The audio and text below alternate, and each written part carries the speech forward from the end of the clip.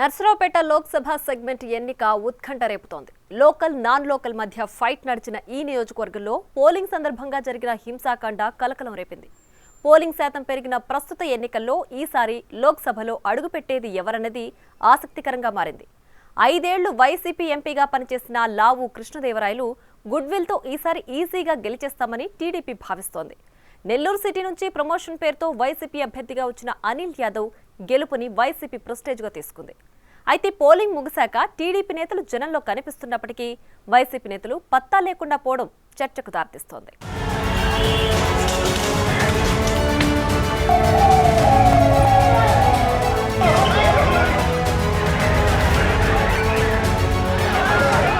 పల్నాడు జిల్లాలో పోలింగ్ సందర్భంగా చెలరేగిన హింసాకాండ తీవ్ర కలకలం రేపింది. రాష్ట్ర డీఐజీ సీఎస్లను సీఈఓ ఢిల్లీ పిలిపించుకుని నిలదీసే వరకు వెళ్లింది పరిస్థితి.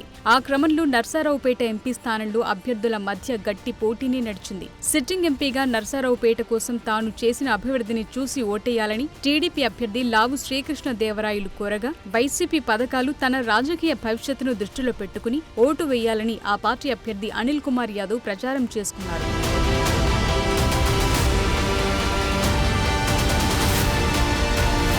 నర్సారావుపేట లోక్సభ సెగ్మెంట్ పరిధిలోని 7 అసెంబ్లీ నియోజకవర్గాల్లో ఒక్క టీడీపీ ఎమ్మెల్యే కూడా లేకపోవటం, మొత్తం వైసీపీ ఎమ్మెల్యేలు అవ్వటం అనిల్కు కలిసి వస్తుందన్న అభిప్రాయం ఉంది. ఎంపీగా ఈ 5 ఏళ్లలో నియోజకవర్గంలో చేసిన అభివృద్ధి, ఎటువంటి ఆరోపణలు లేకుండా అన్ని పార్టీల వారితో ఉన్న సత్సంబంధాలు లావు కృష్ణదేవరాయలకు అనుకూలంగా కనిపిస్తున్నాయి. ఆ క్రమంలో పల్నాడులో ఎవరిది గెలుపు అన్న దానిపై బెట్టింగులు జోరుగా సాగుతున్నాయి.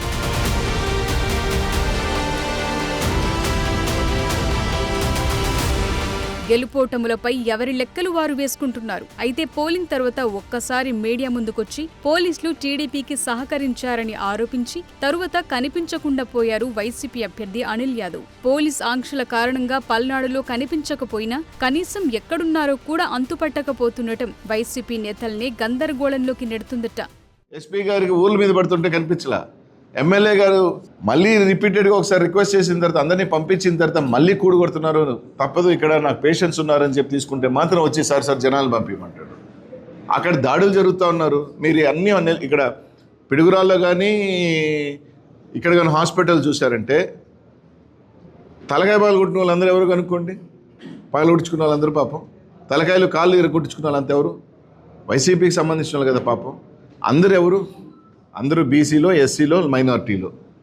నిన్న గుండ్లపల్లిలో బూత్కెళ్ళి 4 తలకాయ పాలు కొట్టారు. ఎవరు?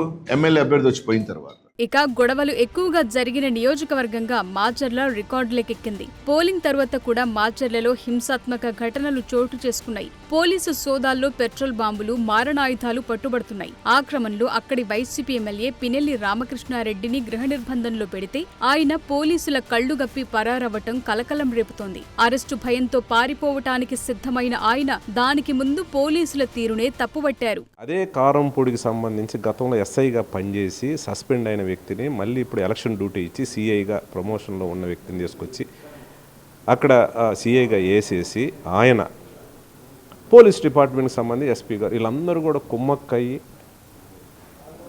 కావాలని ప్రీ ప్లాన్డ్గా ఈ 4 గ్రామాలకు సంబంధించి వాళ్ళ సామాజిక వర్గం ఎక్కువగా ఉంది కాబట్టి మిగతా వాళ్ళని కొట్టి దౌర్జన్యంగా బయటికి పంపించి రిగ్గింగ్ చేసే కార్యక్రమం చేశారు. పోలీసు వ్యవస్థ ఎంపీతో కొల్లుడై వీళ్ళందరూ కలిసి వన్ సైడ్గా చేయాలి, ఏదో రకంగా గెలవాలి, ఇక్కడ దౌర్జన్యం చేసి గెలవాలనే ఆలోచనతో ఈ 2 రోజుల నుంచి కూడా జరిగిన సంఘటనలు కనిపిస్తూ ఉన్నాయి. అలా పల్నాడుకు చెందిన వైసీపీ ముఖ్య నేతలు పత్తా లేకుండా పోవటం ఆ పార్టీ శ్రేణులను తీవ్ర గందరగోళంలో పడేస్తుందట.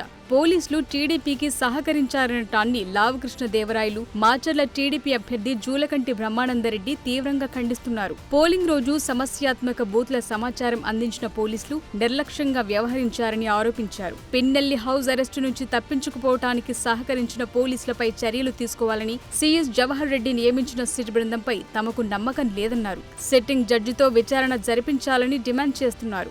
3 రోజుల్లో వాస్తవాలు గ్రౌండ్ లెవెల్స్కి వెళ్ళాలి, గాయపడ్డోళ్ళ దగ్గరికి వెళ్ళాలి. ఇవన్నీ సాధ్యం కాలేదు. ఒకటి, అసలు ఈ చీఫ్ సెక్రటరీ జవహర్ రెడ్డి నియమించిన టీం మీద మాకు అసలు నమ్మకమే లేదు. ఈ మొత్తానికి కారణం, ఈ రాష్ట్రంలో విధ్వంసానికి కారణమే ఈ చీఫ్ సెక్రటరీ జవహర్ రెడ్డి. అతని కింద నేతృత్వంలో పనిచేసే పోలీస్ అధికారులు కానీ లేకపోతే ఐఏఎస్ ఐపీఎస్లు కానీ మేము ఎట్లా విశ్వసించగలుగుతాం? ఈరోజు ఆయన వన్ సైడెడ్గా ఎత్తుకొని విధ్వంసం చేస్తూ ఉన్నాడు రాష్ట్రాన్ని. ఆయన నేతృత్వంలో చేసిన సిట్ బృందం, ఆయన కింద పనిచేసే డీజీపీ. మాకు ఎట్లా, మేము సిట్టింగ్ జడ్జితోటి విచారణ జరగాలనేది మా ప్రధానమైన డిమాండ్. సిట్టింగ్ జడ్జితో విచారణ జరిగితే వాస్తవాలన్నీ బయటకు వస్తాయి. గాయపడ్డ వాళ్ళ మీద కూడా ఈ రోజుకి కూడా అన్ని కేసులు కట్టని పరిస్థితి. ఓటమి భయంతోనే పోలింగ్ ముగిశాక కూడా దాడులు చేస్తున్నారని జూలకంటి మండిపడుతున్నారు. పోలింగ్ బూతుల్లో చొరబడి ఈవీఎంలు పగలగొట్టినా పోలీసులు పట్టించుకోలేదని 5 వ్యక్తులను కారుతో తొక్కించుకుంటూ వెళితే 306 కేసు కట్టి చేతులు దులుపుకున్నారని ఫైర్ అయ్యారు. మాచర్లలో తాలిబాన్ రాజ్యం నడుస్తోందని, అలాంటి వారు పోలీసులు తమకు సహకరించారని ప్రచారం చేయడానికి సిగ్గుండాలని తీవ్ర స్థాయిలో విరుచుకుపడుతున్నారు. అదే నేను చెప్తుంది. ఎస్పీని వేసిన అధికారి ఎవరు? ఎస్పీ అధికారులు ప్యానల్ పంపించిన వాళ్ళు ఎవరు? జవహర్ రెడ్డే కదా, లేకపోతే డీజీపీ, ఆయన నియమించిన ప్యానల్లో వచ్చిన డీజీపీయే కదా. అసలు మా మీద మాట్లాడటం ఏంది?